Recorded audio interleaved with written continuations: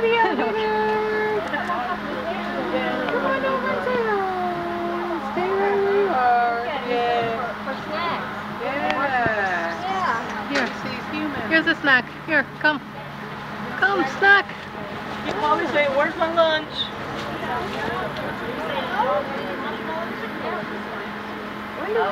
Oh look, he's had to just take his picture. Yeah. He's no pro. Waiting for his snack. Did he eat food too? Regular food? Maybe that's what they think. They say marshmallows. Oh, is that what they like? Yeah. Oh. That's what they fed him last year. That's what I've heard, or last time. Leaves out, folks. They would be able to weave them together and turn them into hats or baskets or whatnot. Because of course, when you lived out in the Marshland swamp, you had to be able to make use of what you had available to you. And along the way here, I will go over some of the other items that were used when people lived out in areas like this. But for those of you who may have come out here today expecting to see people living out here like they did in the movie Waterboy with Adam Sandler, folks, it don't quite work like that. People don't actually live out here like that. Now either that or I'm just fooling myself, one of the two. I'll let y'all be the judge of that one. But one of the first groups of people to really get credited for settling out in the Marshland swamp were the Acadians.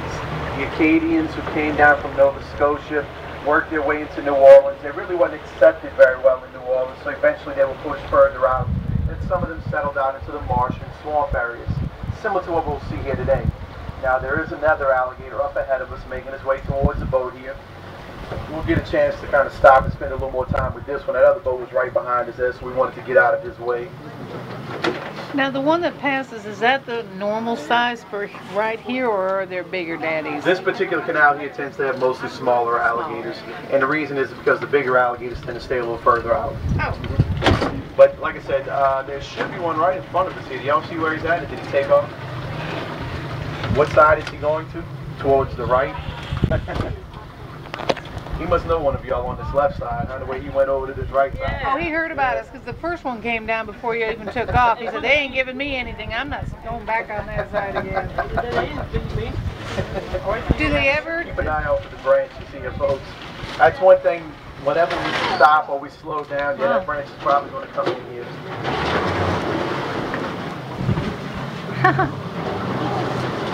Oh, I see where That's one thing about these branches, folks. Whenever we stop or we slow down, we tend to drift from one side of the bank to the other. So just be aware of any of the branches that you may see getting closer to the boat here.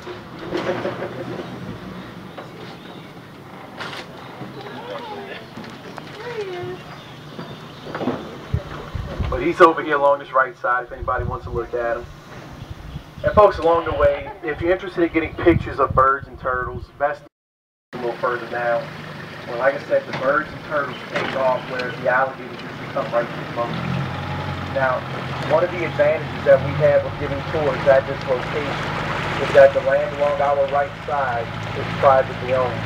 The land along our left side, and most of the land that we will see today, is actually owned by the government. It's part of the Jean Lafitte National Park. And because it belongs to the park, folks, it is illegal for anyone to come out here and hunt the alligators that are found back here. So again, just kind of a simple way of putting it, in the canals and waterways that we'll travel through here today, it is illegal for anyone to come into them and hunt the alligators that are back here. And pretty much any of the animals that we'll see, but especially these alligators. Now we'll slow down. Some of the older homes in this area, some of the older boats, even the benches that you're sitting on right now are made from the trees that you see here. And you may also notice at the bottom of the tree, at the base of it, the stuff sticking up out of the water around it, that is called Cypress Knees.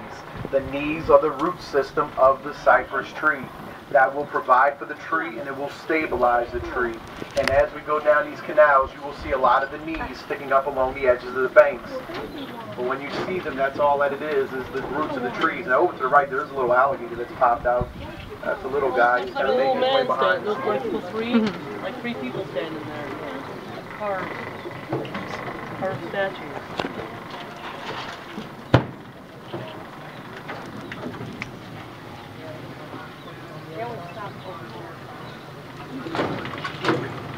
Now also while we're here, you may notice the tall grass that's out there.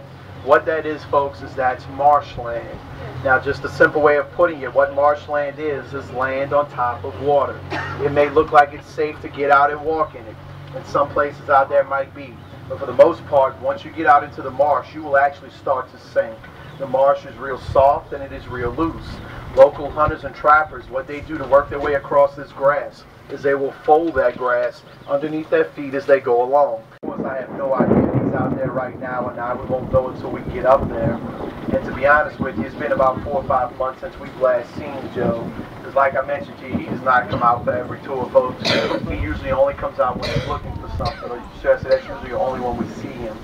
But if he passed away, how would you know? Like, would he float to the surface, or? Depends. It depends on where he may have passed away at. If it was on our regular route, then more than likely we would see him. But if he went off somewhere else to do it, we would never know. Would he go to land, or would he stay in the water? That I don't know. Or with the other alligators getting... Yeah, that's a good possibility that the other alligators would finish him, you know, especially another male. Louisiana also makes up about 80 to 90% of the wetlands that are lost each year in the U.S.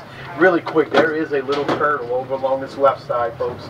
He's sitting on top of one of the stumps. You might notice it's falling into the water. There he is, right at the base of that. Almost even with me back here. He's right here. If you look right straight ahead for us. You might notice a stump that's kind of upside down in the water. He's at the bottom of it. It's coming up out of the water.